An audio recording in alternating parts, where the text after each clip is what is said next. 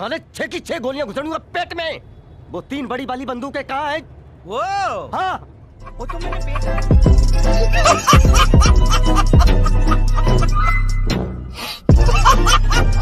क्या बेच डाली? हाँ। तेरे को किसने बोला था ये बंदूकें बेचने के लिए? तेरे को रुको जरा, सबर करो।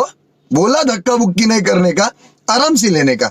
हाँ, जितना पैसा चाहिए मैं दूंगा। तेरे को डबल चाहिए, ट्रिपल, जितना चाहिए सब दूंगा। लेकिन वो तूने बंदूकें किसको बेची? अभी वो रहता कहाँ है मुझे कैसे मालूम? मेरे घर आई एक नन्ही परी। राजू, ये असली है या नकली? असली है यार। क्या बात कर रहा है? ये अंदर गोली है क्या?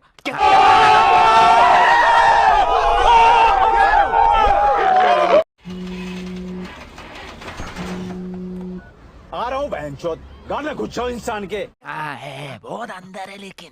बहुत अंदर है। ये गिरा क्या गिरा? हाँ? अरे